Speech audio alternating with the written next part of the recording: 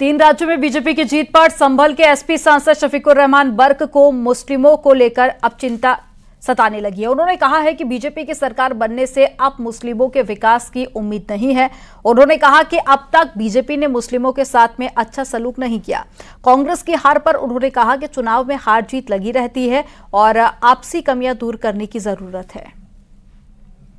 जो अपने गठबंधन के दल थे उनको साथ लेके नहीं चली, जिस तरीके से सपा का मध्य प्रदेश में हाल दिखा, और क्या इससे कोई नुकसान हुआ है? नहीं, देखिए आपस की इस बात जो कुछ भी कमियां हैं वो हैं, उस पर तो पार्टी के लोग बैठकर तो गौर करेंगे। लेकिन अब मुख्तसर यही है कि इलेक्शन होते हैं या कोई भी मामला होता है, खेल होते हैं, तो हार जीत तो होती है। अब इसमें बीजेपी की जीत हो गई और कांग्रेस की हार हो गई, ये हमें तस्लीम। लेकिन बसपा सुप्रीमो ने कहा कि ये जो चुनावी परिणाम आए उनके गले नहीं उतर रहे। जिस तरीके से चुनावी माहौल था उस तरीके से ये चुनाव परिणाम आने की उम्मीद नहीं थी।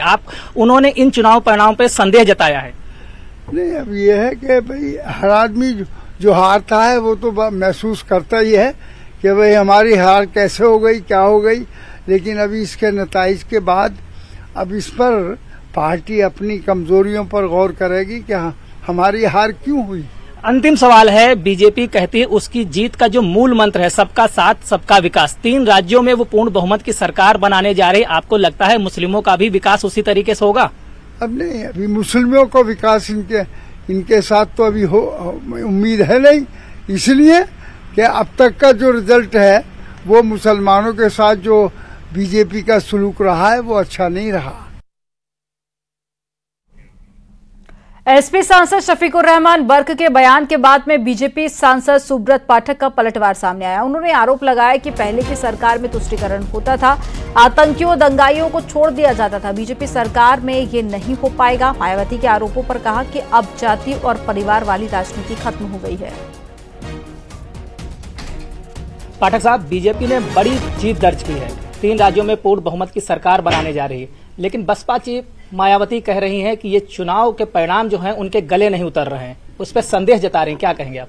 गले नहीं उतरेंगे। देखो, अब वो राजनीति समाप्त हो गई जो लोगों को बांटने की राजनीति होती थी। बांटने के नाम पर जिस प्रकार से केवल परिवार विशेष का ही भरण पोषण होता था, ये पूरा देश ने देखा। जाति के नाम पर परिवार चाहिए, परिवार में भी फिर अपना बेटा चाहिए, तो ये सब राजनीति अब बाहर निकल गए हैं। सत्ता जब मिलती थी तो केवल लूट के सिवाय कुछ होता नहीं था।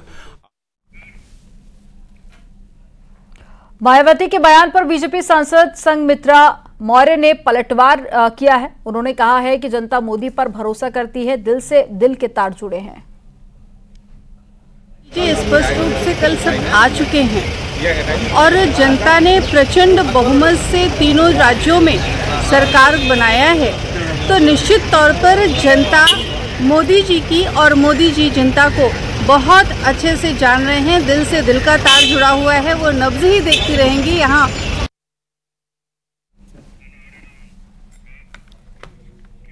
गठबंधन को लेकर अखिलेश यादव का बड़ा बयान सामने आया।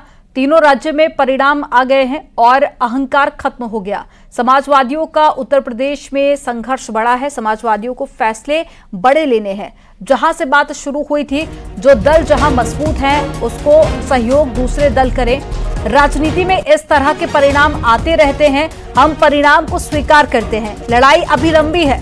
कांग्रेस से गठबंधन के सवाल पर बोले अखिलेश यादव, एमपी में गठबंधन को लेकर बात नहीं बन पाई थी, उनकी परिस्थितियां अलग थीं।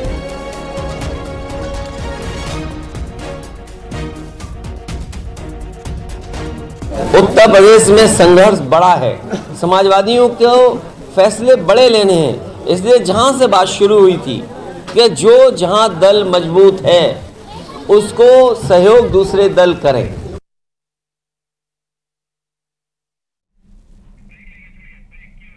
और यहां पर वक्त हो गया एक छोटे से ब्रेक का। आप देखते रहिए न्यूज़ 18।